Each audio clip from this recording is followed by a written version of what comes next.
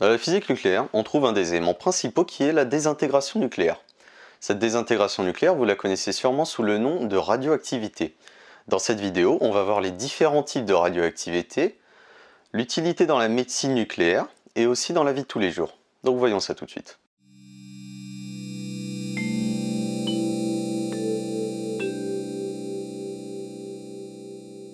Bon, avant de vous parler de la radioactivité, je vais d'abord vous faire un rappel rapide sur ce qu'est un atome et ses différentes propriétés.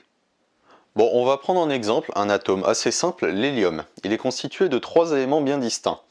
2 protons en bleu et 2 neutrons en rouge. Les protons et les neutrons, ça forme ce qu'on appelle le noyau atomique. Et ce qui orbite autour, c'est les électrons.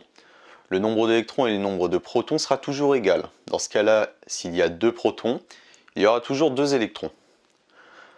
Bon, on sait c'est fait de quoi un atome. Maintenant, voyons voir quelques petits détails. La taille d'un atome, c'est toujours d'environ 10 femtomètres. Et pour ce qui est de la masse de l'atome d'hélium, il est d'environ 6,6 fois 10 puissance moins 27 kg.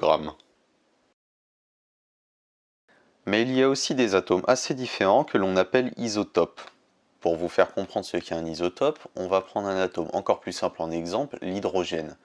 Lui, comme vous le voyez, il est constitué d'un proton et d'un électron.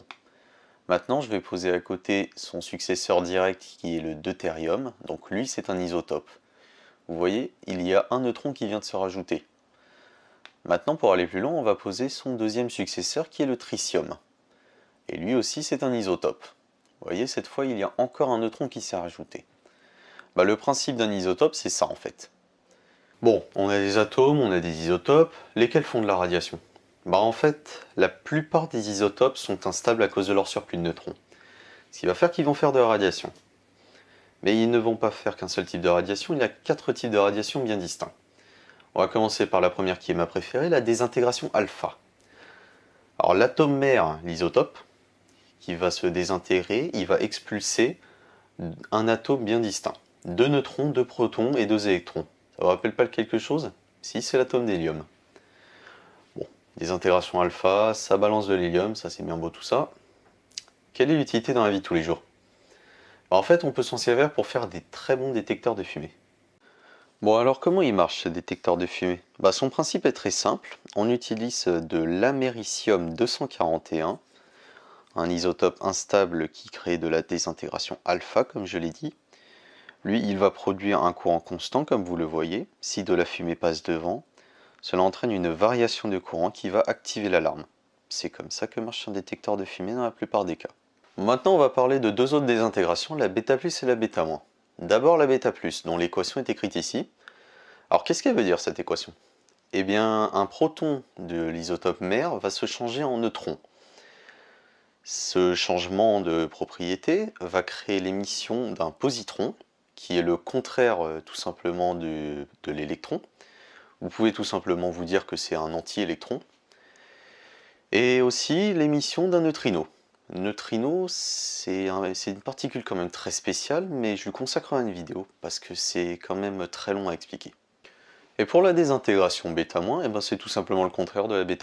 Un neutron va se changer en proton, ce qui va être accompagné par l'émission d'un électron, bon je pense que vous voyez c'est quoi, et d'un antineutrino, là le nom parle de lui-même. Alors ces désintégrations de β, elles servent à quoi? On les utilise en médecine nucléaire comme pour par exemple le PET scan, ou en génie génétique pour le traçage radioactif. On va finir sur la radioactivité gamma, qui se traduit tout simplement par cette équation, et qui veut dire qu'il y a des photons de très haute énergie qui vont être expulsés lors de la désexcitation d'un noyau. Ça veut dire quoi?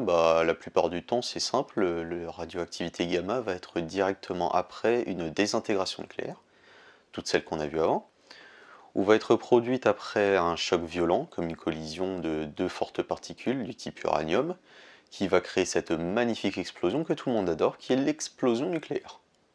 Merci d'avoir regardé cette vidéo, n'hésitez pas à la partager, mettre un pouce en l'air, me suivre sur Facebook ou Twitter. Je vous souhaite une bonne journée ou soirée à tous, et on se revoit à la prochaine vidéo.